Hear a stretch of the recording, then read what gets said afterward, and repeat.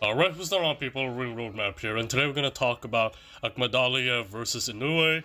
I've been talking about Akhmadaliev for years, even way before he became a champion or he became well known, even before he fought Tapales. So this is going to be an interesting fight. I think people are overlooking Akhmadaliev a little bit. I've been saying before that Akhmadaliev is probably the only guy that can compete with Inoue in the past, so we're gonna break this down. I'm gonna give you guys my prediction. Let's get right to it.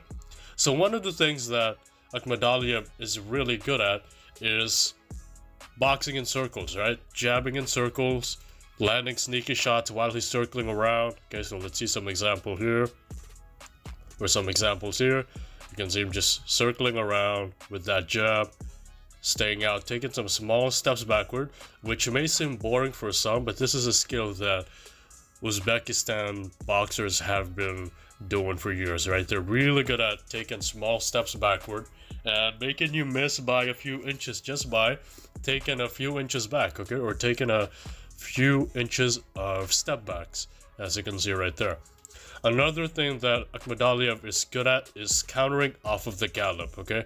More particularly the long guard gallop. So what is that? It is when you take a gallop, right here, like a horse, and then you extend your gloves into a long guard, or you use the other one to parry, and then you use the other one to post or to extend it. All right, so you basically extend your lead hand into a stiff arm as you're galloping backward, and then as soon as you land, you catch him with a counter shot. Okay, he's really good at this. You're gonna see that once again here. He's gonna gallop backwards with the Floyd gallop. Boom, and then he's gonna time his opponent with a jab as well. Then here he's gonna gallop backwards once again, and then he just throws a 3-6 right there. Probably boring for some, but it really works, okay? And then here he takes that Floyd gallop once again, and then he gets out of the ropes quickly. And that's the great thing about Akhmadaliev. He's really good at staying off the ropes, which is going to be very important if he wants to survive or if he wants to win against Inoue. Let's see if there's a long guard gallop. Same thing right there, long guard gallop, and then he throws a jab. One thing I would like to see more from Akhmadaliev though, man, you can't survive against Inoue with only the jab. Now I do understand, and please do remember that in this fight against Rios, he injured his left hand, and he still won with only his right hand at 100%. Okay, so imagine if he had two hands for this fight. He probably would have done better. However, one of the downsides to that is he's not really good at defending the left hook, okay? He tends to stick to that long guard a lot of times, and sometimes he leans back on time or he steps back to avoid that left hook, but a lot of times he gets tagged with it. So let's see some examples here. He's gonna get hit with the left hook on this particular sequence. Boom, right there. Aside from the gallop counter, he's good at stepping back as well, and then countering his opponent. Boom. Step back, counter with the 6. So good footwork right here from Akhmadaliev. He stays relatively light on his feet, always moving around. And the most important thing is he never falls off balance in any of his punches.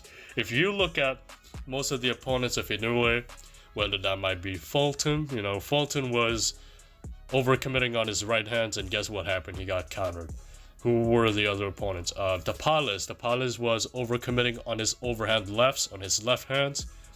He overcommitted, got caught with a check hook or uppercut, a counter uppercut. And then Neri, same thing. Neri was overcommitting, lunging in with the shot. He got caught with a check hook of Inoue, I think in the second round or third round. He got knocked down right there.